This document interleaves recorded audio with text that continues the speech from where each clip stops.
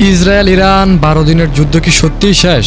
কে কি পেল এই সংঘাতে? বিস্তারিত সংবাদ। মধ্যপ্রাচ্য 12 দিন ধরে চলা ইসরায়েল ইরান যুদ্ধে শেষ হয়েছে একটি অনিশ্চিত যুদ্ধবিরতিতে, যা যুক্তরাষ্ট্রের প্রেসিডেন্ট ডোনাল্ড ট্রাম্প মধ্যাবস্থায় কার্যকর হয়। যদিও ট্রাম্প, ইসরায়েলের প্রধানমন্ত্রী বেনিয়ামিন নেতানিয়াহু এবং ইরানের নেতৃত্ব সবাই এই বিরতির নিজেকে সাফল্য হিসেবে তুলে ধরেছেন, কিন্তু বাস্তবে কি কেউ জয়ী হতে পেরেছে? কিভাবে শুরু হলো যুদ্ধ? গত শনিবার গভীর রাতে যুক্তরাষ্ট্র ইসরায়েলের অনুরোধে ইরানের 3টি পারমাণবিক স্থাপনায় হামলা চালায়। ফোর্দো, নাতানজ ও ইস্পাহানে ট্রাম্প হামলার সম্পূর্ণ ধ্বংসাত্মক বলে দাবি করেছে। এর জবাবে সোমবার ইরান কাতারে আল উহিদুয়ে অবস্থিত যুক্তরাষ্ট্রের সবচেয়ে বড় ঘাঁটিতে ক্ষেপণাস্ত্র নিক্ষেপ করে। পরিস্থিতি তখন পুরো মধ্যপ্রাচ্য জুড়ে বৃহৎ যুদ্ধে রূপ নিতে যাচ্ছিল। তবে কয়েক ঘন্টার মধ্যে ট্রাম্প পূর্ণাঙ্গ যুদ্ধবিরতির ঘোষণা দেন। ট্রিশ সোশ্যালে লিখেন, এই যুদ্ধ কয়েক বছর চলতে পারত, কিন্তু আমরা তা থামিয়েছি।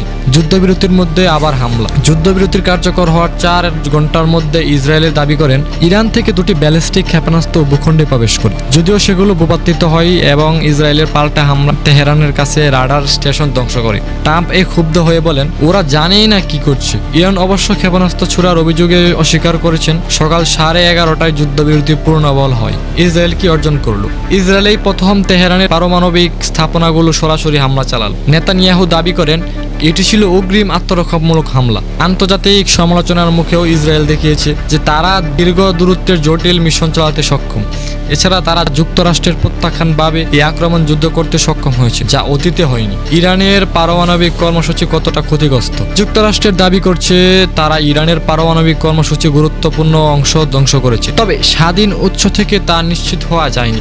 IAEA প্রধান রাফায়েল গ্রোসি বলেন, ক্ষতির প্রকৃত পরিমাণ নির্ধারণের মাঠের নিচে তদন্ত প্রয়োজন। ইরানের অ্যাটম এনার্জি সংস্থার প্রথম মোহাম্মদ এল্লামি জানান, আগাম প্রস্তুতির ফলে উৎপাদন বা সেবায় ব্যাঘাত ঘটে না। আবার হামলার আশঙ্কা। যুদ্ধবিরতি হয়েছে, শান্তি চুক্তি নয়। ইরান তার পারমাণবিক কর্মসূচি চালিয়ে যাওয়ার সংকেত দিয়েছে। 24শে জুন ইরানের পার্লামেন্ট IAEAর সঙ্গে সহযোগিতার বন্ধনে বিল অনুমোদন করেছে। বিশেষজ্ঞরা বলেছে, কূটনীতিক সমাধানের জন্য ইউরোপীয় দেশগুলো এখন ইরানের শেষ ভরসা, কারণ রাশিয়ার উপর আস্থা করা যাচ্ছে না। তবে ইসরায়েলের নতুন কোনো চুক্তিতে মান্য করবে না এবং ইরানও অতীতের ট্রাম্প চুক্তি ভাঙা ও বোমা হামলার পর বিশ্বাস রাখতে নারাজ। পরবর্তী সংঘর্ষ কেবল সময়ের অপেক্ষা। যুক্তরাষ্ট্র যদি কূটনীতিক পথে না ফেরে এবং ইরান তার সমৃদ্ধকরণ অব্যাহত রাখে, তবে নতুন করে সংঘাতের আশঙ্কা থেকেই যায় এবং সেই সংঘাতে আবারও যুক্তরাষ্ট্র সরাসরি জড়িয়ে পড়তে পারে। Al Jazeera.